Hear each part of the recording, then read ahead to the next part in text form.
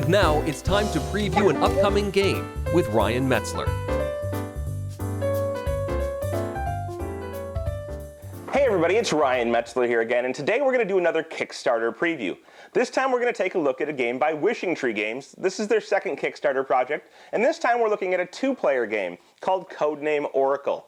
Now in this game, each player represents either a KGB mentalist or a CIA psychic trying to learn the nuclear launch codes of their opponent before that opponent can learn their codes or damage them to the point where they're no longer in the game. As I said, it's a two-player game, and it consists of mostly cards laid out in a grid and a little bit of a memory aspect. So real quick, why don't we take a look at what you'll get inside of this box and how the game plays, and then I'll come back here at the end and sum it all up for you. So here you can see the setup for Codename Oracle. Now these are prototype components, as I always like to say in my Kickstarter preview videos. These are not the final quality components, but they are representative of what the final quality components will do in the game. Now what you can see here is the setup for one of the two players, and you can kind of see that I have the setup for the other player back here. But what you're looking at is a grid of 5x5 in cards. And each of these cards on the opposite side has a Zener symbol. Now these are symbols that are used for psychic tests, to see if somebody has psychic abilities, whatever the case may be. And in these grids, each player will have chosen 5 of these cards, the back 5 cards, and these are called their code row. And in this code row, they'll have 5 symbols that they know what they are. So this player has a circle, and then a star, and then a plus sign, and then a star, and then after that they have wavy lines. The rest of these cards are dealt randomly, so the player doesn't know what they are. And the opponent, of course, has their own code row with their own symbols, so they have 2 waves and some other cards in their code row that they know, but of course their opponent doesn't know. Each player in this game plays a psychic or a mentalist. The side here is a CIA psychic, and the other side in red is the KGB mentalist. And what they're trying to do is get the launch codes for their opponent's nuclear arsenal using psychic methods before the opponent, of course, gets their launch codes or disables them by doing a bunch of psychic damage to them. And that's what this little sheet here is. It tracks the psychic damage that you've taken. You start with 9 points, and if you get down to 0, you are, of course, out of the game and you lose. Or if you are able to determine your opponent's launch codes, you will win the game. So those are the 2 goals in the game. Now, each player, as I said, knows their own code, but does not know the opponent's code. And they're going to start the game with 5 of these cards in their hand. On your turn, and you decide who goes first randomly, you have an option of doing several different things. So we'll see I have my hand of cards. I have 3 squares and 2 circles. Not a very random hand, but that can happen. Now, on my turn, there are 5 things I can do. The first thing is I can look at any of the 2 cards in my 4x4 grid here. I don't need to look at the ones in the back because I know what they are. But I can look at any of these cards and try and memorize what they are. So there's going to be a strong memory aspect here. And I flip these 2 over, and it turns out I have 2 circles next to each other. That's information I'll want to remember.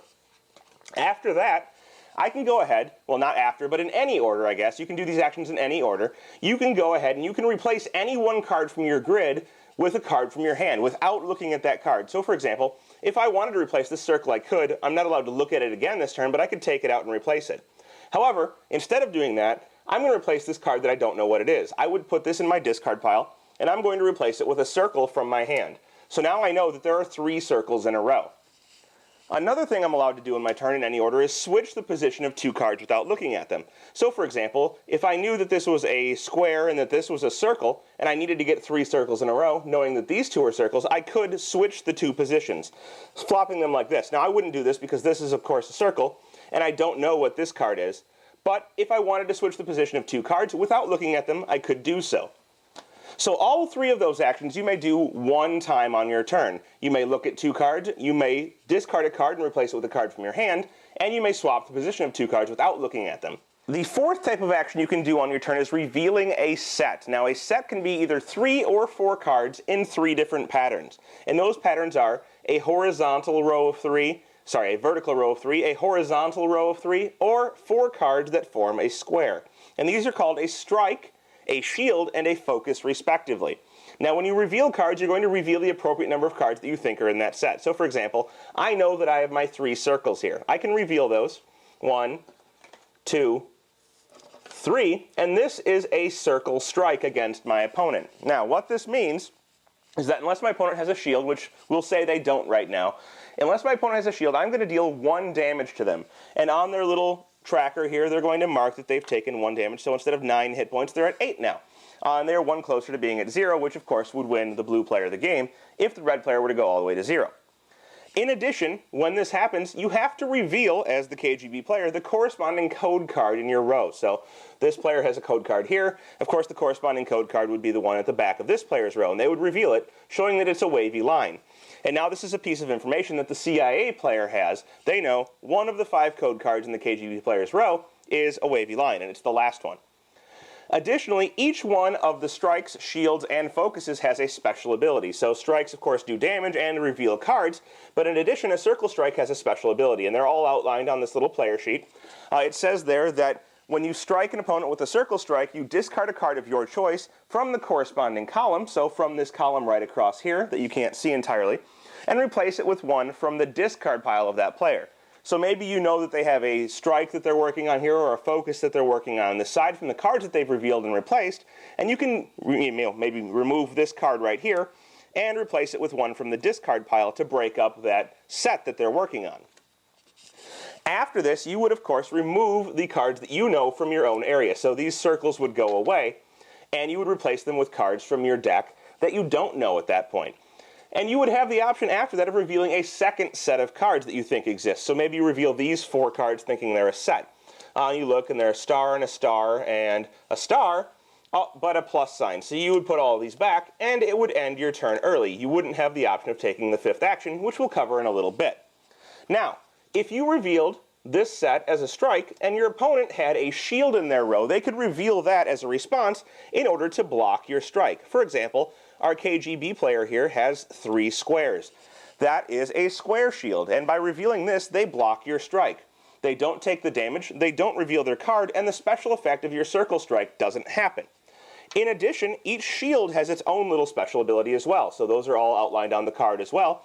And the shield effect for a square shield is that when the shield is discarded, you may swap the position of 2 cards in your code row. So, maybe earlier the player learned that this card was wavy lines, and when this shield is discarded, the player decides to switch the wavy lines with something else, and that just kind of messes up the player a little bit, hoping that the player forgets where the wavy lines went and now thinks that this card is the wavy lines. Your code row has now been rearranged.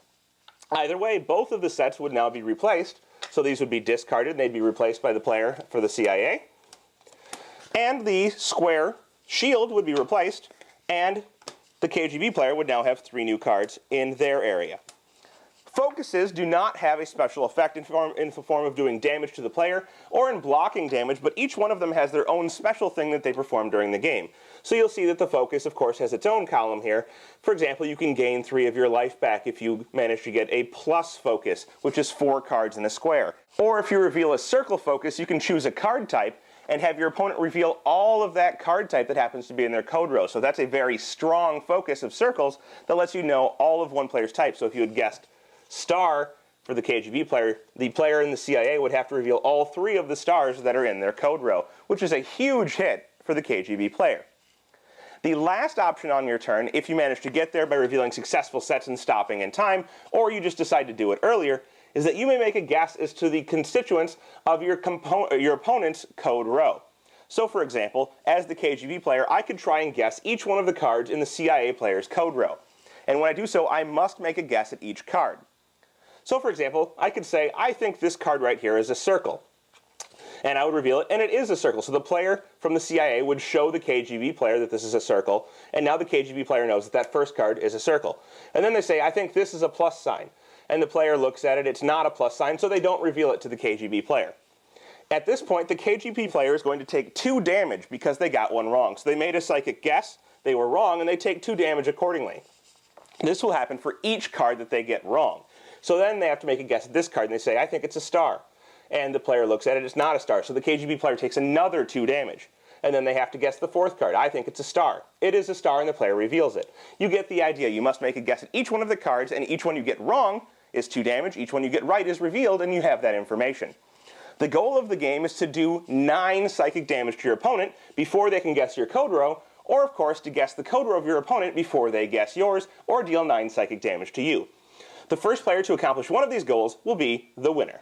Well, there you have it. That is Codename Oracle by Wishing Tree Games, currently up on Kickstarter and looking for pledges. Pretty interesting take on the memory aspect, especially for two players, because one thing you usually don't see with a memory aspect in a game is replayability. Usually if you memorize all of the symbols and you've got it down, there's only really 5 or 6 different symbols to deal with. It really doesn't offer that much of an interesting gameplay over time. But this one has the benefit of putting together different types of sets, and those sets all have a different ability. Now with the variable win conditions of either dealing all of the damage to your opponent or of trying to learn their code row, you need to focus on different things at different times. At some points you may need to heal life back, and there's a focus for that. Or at some points, your opponent may be getting close to losing by taking a lot of damage from trying to guess your code row, and attacking them with strikes is going to be the right way to go. So dependent on what your opponent's doing and how the game's going, you may be trying to make different sets. Overall, the game is very easy to learn. Of course, it's only got a few components, so it's very portable, and it's something you can just kind of pick up and play in a very short amount of time. And I pretty much guarantee you that after you play the first game, and you lose probably because you're over cocky and you think that your gaming partner's not going to be able to beat you, you're going to want to play again in order to prove your superiority. Or even if you do win, you're going to want to try a secondary strategy to win in a different way. Anyhow, if any of that sounds good to you, check out Codename Oracle on Kickstarter by Wishing Tree Games.